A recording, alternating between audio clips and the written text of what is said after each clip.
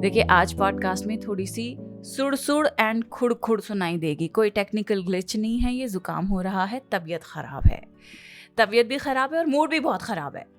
पिछले हफ्ते मेरे साथ एक बहुत ही इरिटेटिंग चीज हुआ ये कि पॉडकास्ट कंसल्टिंग जो मेरा काम है, एक रिक्वेस्ट आई मेरे पास लिंक्डइन पे। तो हमने कहा ठीक है, आइए जी, हम ईमेल पे बात करते हैं। उन्होंने हमें डिटेल्स दी, जूम कॉल शेड्यूल की गई।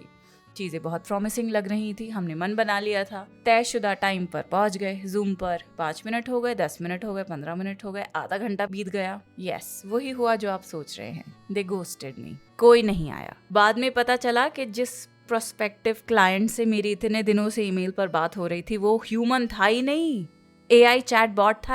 आई was talking to a non human entity. And honestly मुझे उससे ज्यादा पता है हैरानी किस बात की हुई कि एक बार मेरा माथा नहीं ठिनका, एक बार मुझे शक नहीं हुआ। हर ईमेल एकदम जेन्युइन, जबान भी एकदम नेचुरल, जैसे नॉर्मल प्रोफेशनल ईमेल्स लिखते हैं।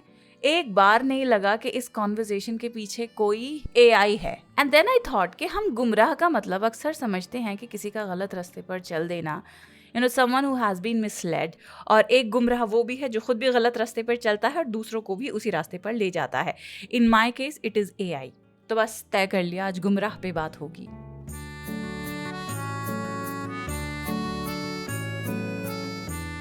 द क्विंट पर आप सुन रहे हैं उर्दू नामा। मेरा नाम है फबीहा सैयद। आज का लफ्ज़ है गुमराह।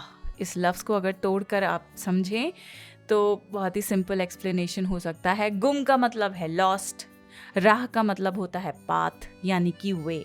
तो गुमराह का मतलब क्या हुआ? जिसकी राह गुम हो गई हो, someone who has lost the way. और अगर आप पिछले 3 एपिसोड से हमारे साथ हैं तो आप जानते होंगे कि हम इस वक्त एक मिनी सीरीज़ कर रहे हैं। इस सीरीज़ में हम देख रहे हैं कि गुम यानी जो लॉस्ट है, जब अलग अलग वर्ड्स के साथ जुड़ता है तो कितने नए वर्ड्स, नए माने पैदा करता है। सबसे पहले हमने बात की थी सिर्फ गुम की यानी कि लॉस्ट। दूसरा एपिसोड था फिर सीरीज़ में गुमनाम यानी जिसका नाम खो गया हो। फिर था गुमशुदा यानी जो खुद ही खो गया हो। और आज गुमराह, जिसकी राह खो गई हो, जो राह से भटक गया हो। तो देखते हैं कि उर्दू शायरी में गुमराही को किस नज़र से देखा जाता है। शुरुआत करते हैं खुमार बाराबंकवी के इस शेर के साथ कि मेरे रहबर मुझको गुमराह कर दे।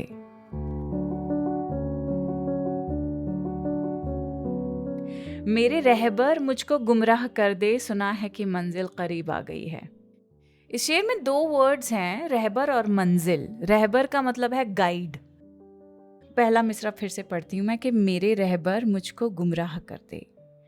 शायर यहाँ अपने गाइड से कह रहा है कि मुझे गुमराह कर दो।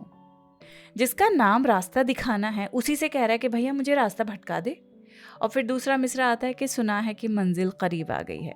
यानी अगर मंजिल वाकई इतनी करीब है तो शायद मैं अभी उस तक पहुंचने के लिए तैयार नहीं हूं, या मैं अभी तक अपनी डेस्टिनेशन पर पहुंचना नहीं चाहता हूं। उर्दू शायरी में जो मंजिल है सिर्फ डेस्टिनेशन का नाम नहीं है। कभी वो मोहब्बत का अंजाम है, कभी ख्वाहिश का पूरा हो जाना है, या कभी ज़िंदगी का आखिरी मोड़ है। आखिरी मोड़ यानी जब ज़िंदगी ख़त्म हो जाती है, मौत डेस्टिनेशन है। सो आई फील इसीलिए शायर कहता है कि अगर मंजिल इतनी करीब आ गई तो मुझे भाई थोड़ा और भटकने दो। Let the journey last a little longer. क्योंकि कई बार जर्नी उतना जॉय दे देती है, उतने रिवॉर्ड्स दे देती है जितनी डेस्टिनेशन शायद ना दे पाए। और ये देखिए, आपके यहाँ जो गुमराही है वो एक नेगेटिव वर्ड नहीं है, सज़ा बतौर नहीं आ रही है शायर की ज़िंदगी में। It is a choice, a mindful choice. थोड़ी सी देर और मेरा अराइवल, मेरी डेस्टिनेशन पर मेरा अराइवल मुलतवी कर दे। सो खुमार बाराबंकवी का ये जो शेर है ये याद दिलाता है कि हर बार रास्ता भटक जाना बुरी बात नहीं होती है। कभी कभी थोड़ा सा गुमराह होना ही जो सफ़र है उसकी खूबसूरती को और बढ़ा देता है, एलिवेट कर देता है। मेरे रहबर मुझको गुमराह कर दे, सुना है कि मंजिल करीब आ गई है।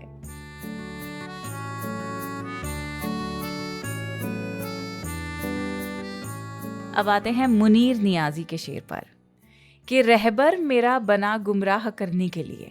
यहाँ भी जो गाइड है, रास्ता दिखाने वाला रहबर है, उसकी बात हो रही है, लेकिन थोड़ा नेगेटिवली बात की जा रही है। रहबर मेरा बना गुमराह करने के लिए, मुझको सीधे रास्ते से दरबदर उसने किया। इस शेर में दरबदर एक वर्ड है। दरबदर यानी प्लेस टू प्लेस, दर यानी दरवाज़ा, दरबदर यानी दरवाज़ा टू दरवाज़ा, place to place. Someone who is homeless, दर बदर कौन ठोकर खाता है? जिसका कोई घर ना हो, जिसका अपना कोई दर ना हो। So someone who's homeless, someone who's wandering without a destination. यानी जिस पर मैंने भरोसा किया, जिसे मैंने अपना गाइड समझा, वो शुरू से ही मुझे सही रास्ता नहीं दिखा रहा था, बल्कि उसने भटकने के लिए मुझे टारगेट बनाया अपना। और फिर दूसरा मिसरा उस धोखे की कीमत बताता है। मुझको सीधे रास्ते से दरबदर उसने किया, यानी उसने सिर्फ मुझे गलत मोड़ पर ही लाके नहीं छोड़ा, डिसीव नहीं किया, सिर्फ चीट ही नहीं किया, उसने मुझे उस सीधे रास्ते से ही हटा दिया जहाँ मुझे होना चाहिए था, और फिर मैं भटकता ही रह गया। So this is a classic example of deception, someone who shows a lot of promise, लेकिन उसके बाद क्या होता है, पता लगता है that yes they did choose you but they chose you to reject you in a way that is really painful. And I feel कि जो शेर है सिर्फ गुमराही की बात नहीं करता है, ये ट्रस्ट की बात कर रहा है, क्योंकि जब कोई अजनबी गुमराह करता है दुख नहीं होता है, लेकिन जब रहबर ही गुमराह कर दे, जो आपका गाइड है, जिस पे आपको पूरा यकीन है, वही अगर आपको गुमराही पर छोड़ दे तो रास्ता ही नहीं खोता है, भरोसा भी खो जाता है। अभी जो तीसरा शेर है, इसमें भी मंजिल की बात हो रही है, इसमें भी गुमराही की कंप्लेंट्स हैं। हफीज़ होशियारपुरी का ये शेर है, हमको मंजिल ने भी गुमराह किया, रास्ते निकले कई मंजिल से। मंजिल, डेस्टिनेशन की यहाँ पे बात हो रही है, वो जगह जहाँ हम समझते हैं कि सफ़र ख़त्म हो जाएगा, हमें सुकून मिल जाएगा। भाई आदमी जब सफ़र पे निकलता है थक जाता है, हलकान हो जाता है, एंड ऑब्वियसली जब डेस्टिनेशन पे पहुँचता है तो एक सुकून की वो ठंडी सांस ले पाता है। शायर कह रहा है कि भाई बिट्रेयल हो गया मेरे साथ, तो मंजिल ने ही, डेस्टिनेशन ने ही मुझको धोखा दे दिया है। थोड़ी अजीब बात है। रास्ता गुमराह कर सकता है कि आदमी रास्ते पे भटक जाए या गुमराही के रास्ते निकल जाए, मंजिल कैसे गुमराह कर सकती है?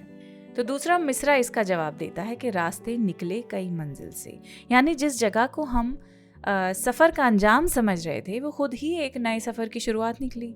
एंड आई फील ये शेर बहुत ही डेली विजडम इस अपने अंदर छुपाए हुए है।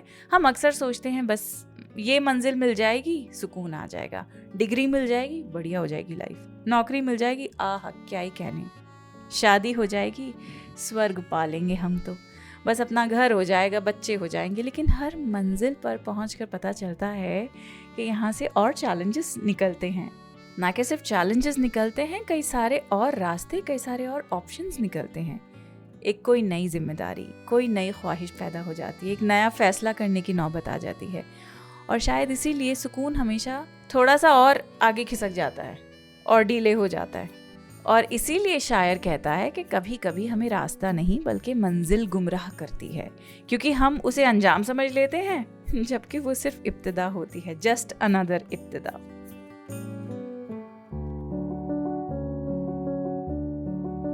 अब सुनाते हैं आपको अब्बास ताबिश का शेर। लिखते हैं कि तेरी मोहब्बत में गुमराही का अजब नशा था, तेरी मोहब्बत में गुमराही का अजब नशा था कि तुझ तक आते हुए खुदा तक पहुंच गए हैं।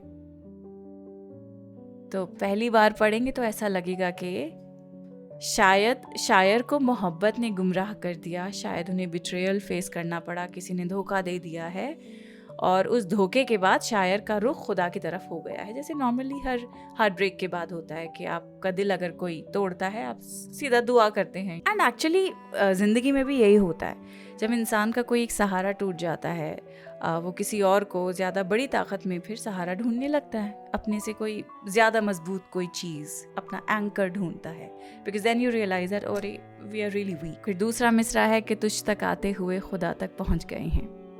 यहाँ पे मुझे लगता है सिर्फ हार्ट ब्रेक की बात नहीं हो रही है। हो सकता है यहाँ गुमराही का मतलब धोखा खाना ही ना हो सकता है मोहब्बत का सफ़र ही इतना गहरा हो कि उसने शायर को अपने बारे में, अपनी कमज़ोरियों के बारे में, ज़िंदगी के बारे में वो सब सिखा दिया हो जो शायद किसी और तरीके से कभी मुमकिन ना हो पाता। अगर हार्ट ब्रेक के बाद उसमें इतना विजडम आ गया है कि वो सेल्फ रिलायंस पे ज़्यादा मजबूती, ज़्यादा यकीन रखने लगा है, या वो अपनी अपने आप को और बेहतर बनाने की कोशिश कर रहा है, चाहे स्पिरिचुअली, चाहे इमोशनली, चाहे वो थेरेपी ले रहा है, कुछ भी कर रहा है, ये सारी चीज़ें तब मुमकिन नहीं थी जब तक ये हार्ट ब्रेक उसकी ज़िंदगी में नहीं आता। So heartbreak has a lesson here. यानी सफ़र शुरू महबूब की तरफ हुआ था, लेकिन उस सफ़र ने उसे खुदा तक पहुंचा दिया है। एंड इस शेर का विजडम यहाँ पे ये बात है कि जो चीज़ पहली नज़र में ऐसा लगे कि गुमराही है, हमारे साथ बहुत बुरा हुआ, हमें डिसीव कर दिया, धोखा मिल गया, हमारी लाइफ ख़त्म हो गई है, शायद वही असल में एक और तरह की राह थी। Maybe that was the main road that we were suppose to walk.